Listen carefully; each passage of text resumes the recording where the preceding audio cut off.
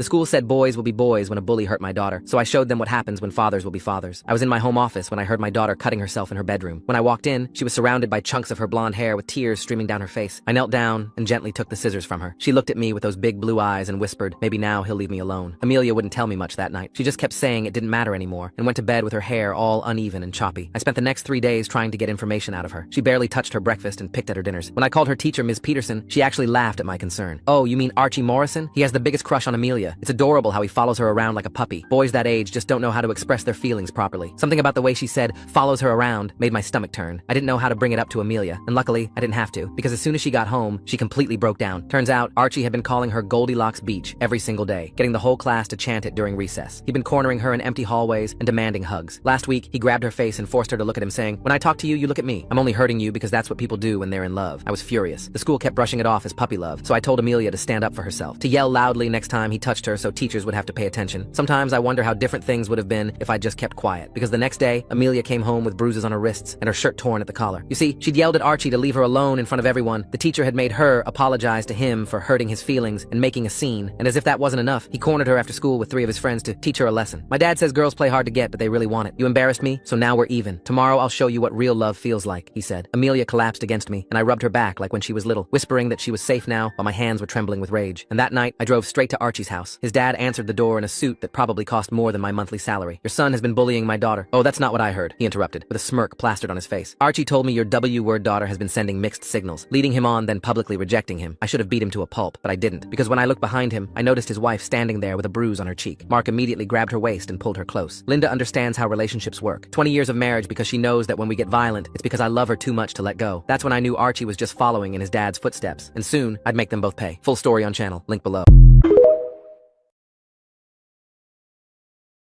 The school said boys will be boys. When a bully hurt my daughter, so I showed them what happens when fathers will be fathers. Prat 2. Amelia started eating lunch alone, because Archie had recruited a group of boys to follow her. They'd surround her table, making kissing signs and laughing when she tried to ignore them.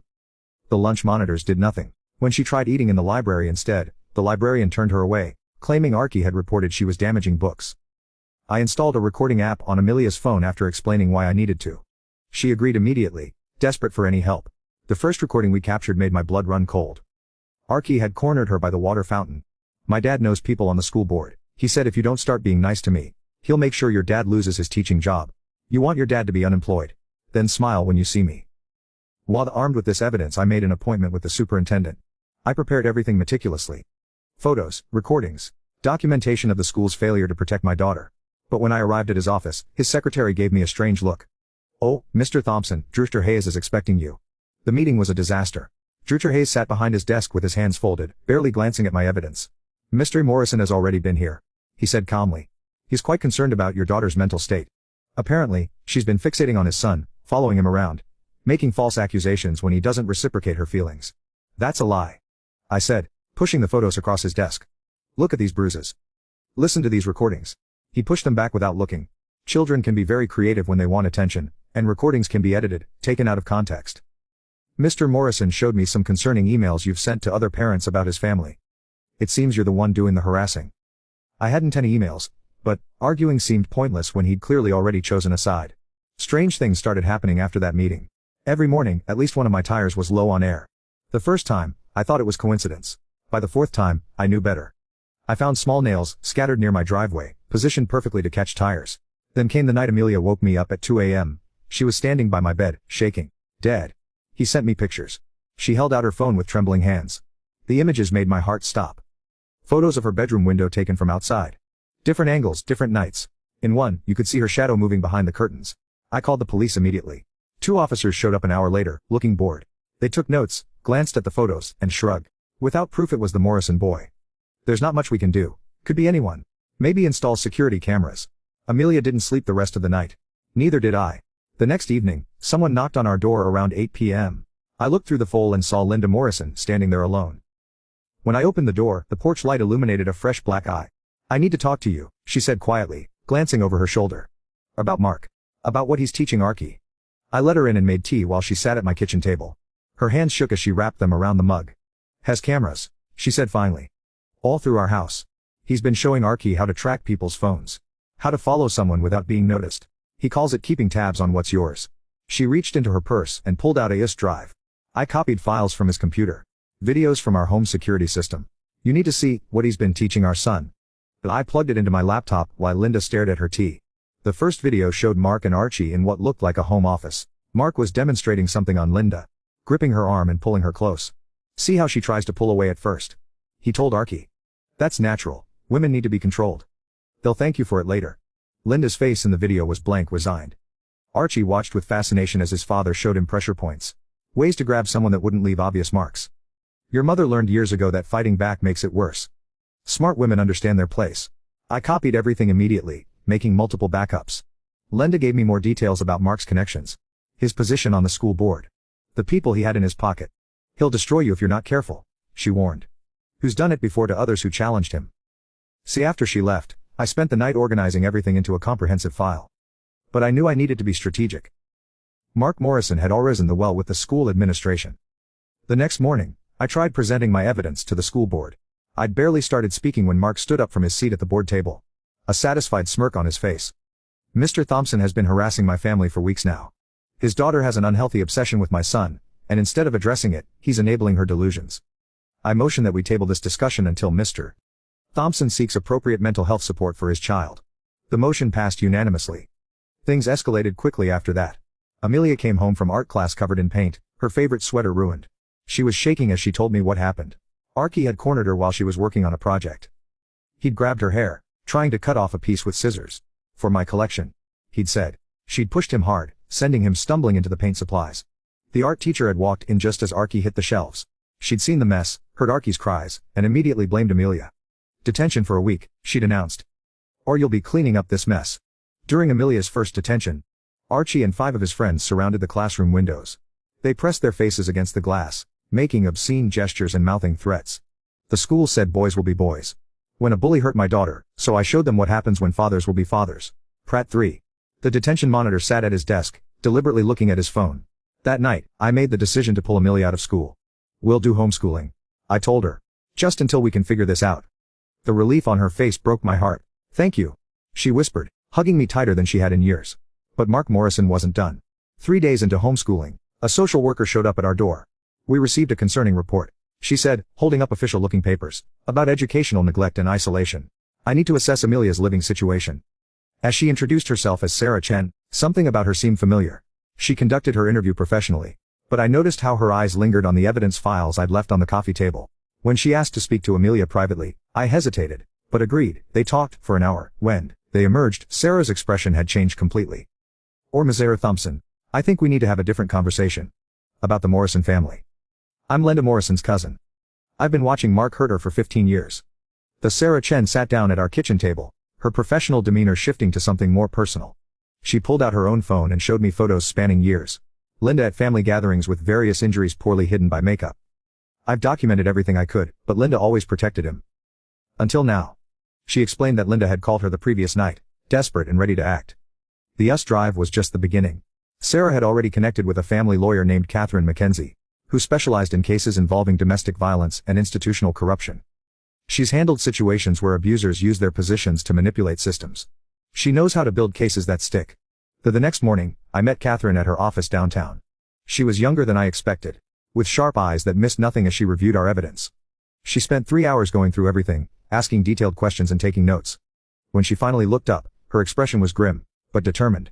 Mark Morrison has done this before, she said, pulling out a thick folder. 3 other families filed complaints over the past decade. Each time, they were discredited, isolated, and eventually moved away. But none of them had what you have. Linda's cooperation and Sarah's professional documentation. She outlined our strategy. We needed more evidence, particularly of Mark's direct involvement in orchestrating the harassment. She gave me specific instructions on what to document, and how to protect ourselves legally while gathering proof. That afternoon, Amelia showed me something she'd been hiding. More photos on her phone, but these were different. Screenshots of a group chat where Archie was giving other boys instructions. Make sure she can't eat anywhere. Block the hallways so she has to talk to me. My dad says, if enough people say she's crazy, everyone will believe it. I forwarded everything to Catherine immediately. She responded within minutes, telling us to back up everything in multiple locations. 2 days later, our doorbell camera caught something disturbing at 3 a.m., a figure matching Archie's build spray, painting words on our fence. The vandalism was vile, threats mixed with crude drawings. But we had him on video, clear as day. When I went outside to document the damage, I found something else. Our garden hose had been cut, water flooding the side of our house.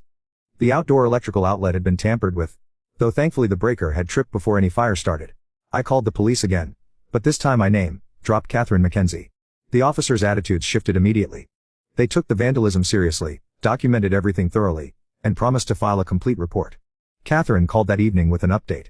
Linda came to my office today. She brought 20 years of journals documenting Mark's abuse. Names, dates, specific incidents. She also has recordings from their home security system that Mark doesn't know she copied. The recordings were damning. Mark instructing Archie on how to intimidate girls. Never leave marks where teachers can see them. If she tells, just say she's jealous and wants attention. Remember, son, fear is more powerful than love. Once they're afraid, they'll do anything to make it stop. But the most chilling recording was recent. Mark telling Archie exactly how to escalate with Amelia. Her father's getting too bold. Time to show them what happens when people challenge us. Start with the house. Make them feel unsafe everywhere. Catherine filed for emergency restraining orders the next morning. The hearing was scheduled for the following week, but she warned us that Mark would escalate once he was served. She was right. The day after Mark received papers, 3 school board members showed up at our house. They stood on our porch like a delegation of intimidation, led by a man named Robert Mackenzie, who introduced himself as board president. Mr. Thompson, we're concerned about your fitness as an educator. He began, reading from what looked like prepared notes. Multiple reports suggest you're coaching your daughter to make false allegations. That's a serious ethical violation that could impact your teaching license. I recorded the entire interaction on my phone, visible in my shirt pocket. Are you threatening my job because I'm protecting my daughter from assault? Robert's face reddened. Nobody's threatening anything. We're simply suggesting that this situation could be resolved quietly, if you'd be reasonable. The school said boys will be boys. When a bully hurt my daughter, so I showed them what happens when fathers will be fathers. Pratt 4. Mr. Morrison is willing to ensure your continued employment if you withdraw these baseless accusations. Get off my property, I said calmly, and tell Mark Morrison his intimidation tactics won't work. They left, but not before Robert made one final comment. You have no idea who you're dealing with. Mark Morrison has connections you can't imagine. Here that night, Linda called from Sarah's house where she was staying. Her voice was strained but determined. Mark's getting desperate.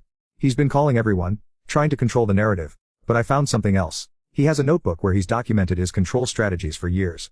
Names of people he's blackmailed, favors he's called in, pressure points he's exploited. She'd photographed every page before leaving. The notebook revealed a web of manipulation throughout our small town. School officials, local business owners, even a few police officers who owed Mark favors or feared his influence. Catherine was ecstatic when she saw the photos. This changes everything. It's not just about your family anymore. This is a pattern of corruption and abuse. We spent the next 3 days preparing for the hearing. Catherine coached Amelia on how to testify, keeping things factual and clear. She was brave. My daughter, even though her hands shook when she practiced describing what Archie had done. Meanwhile, the harassment continued but became sloppier. Archie was caught on school security cameras leaving threatening notes in other students' lockers, trying to recruit them against Amelia. The principal, suddenly nervous about liability, actually called to apologize for his previous dismissiveness. The morning of the hearing, we arrived to find the courtroom packed. Word had spread and several other families were there. Parents whose children had been bullied by Archie, women who recognized Linda's story as their own. Mark entered with an expensive lawyer, his confidence intact, until he saw Linda sitting with our legal team.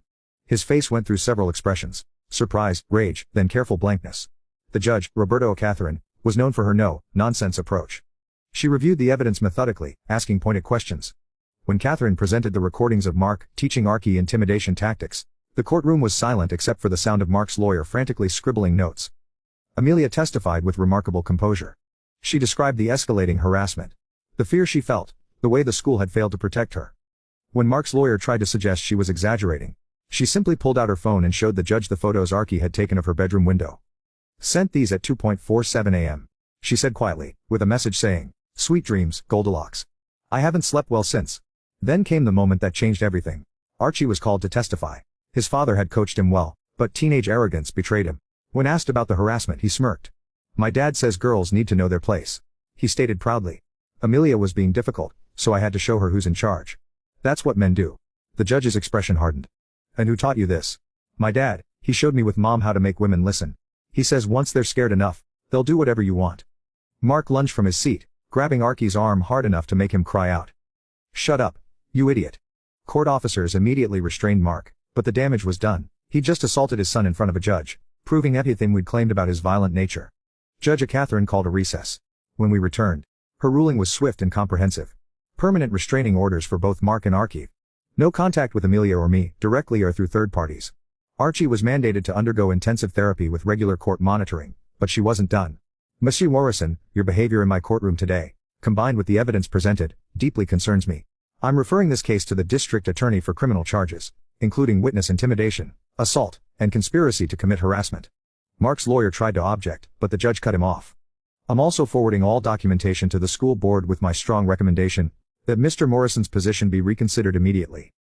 As we left the courthouse, Linda approached us. She looked exhausted, but somehow lighter. Thank you, she said simply, for believing the evidence, for fighting back. You've given me the courage to finally end this. Her divorce lawyer was waiting in the parking lot. With the restraining order and Mark's courtroom assault on record, she was filing for emergency custody and fast-track divorce proceedings. The next few weeks were a whirlwind. Mark was arrested on multiple charges after the DOE reviewed the evidence. His bail was set high due to the documented intimidation tactics. The school board, suddenly concerned about liability and public image, voted unanimously to terminate his position. Several other families came forward with their own stories about Archie's bullying and Mark's protection of his son's behavior. Catherine filed a civil suit on behalf of multiple victims, seeking damages and institutional changes. The school district, facing potential lawsuits and public scrutiny, implemented new anti-bullying policies with real teeth. Teachers received mandatory training on recognizing and addressing harassment. The principal, who had dismissed our concerns, was placed on administrative leave pending investigation. Archie was transferred to a therapeutic boarding school specializing in behavioral modification. The court mandated weekly therapy sessions and regular progress reports. His therapist, Dr. Kathy Tubbert, later told us that Archie's worldview had been so warped by his father's teachings that it would take years to undo the damage. Linda's divorce proceeded quickly. With the criminal charges against Mark and the documented abuse, she received full custody. Mark was allowed only supervised visits, which Archie initially refused to attend. The criminal trial was set for 6 months out, but Mark's attempts to intimidate witnesses from jail only added to the charges against him. Several of his former allies distanced themselves, suddenly remembering instances of his inappropriate behavior they'd previously ignored. Our community slowly began to heal.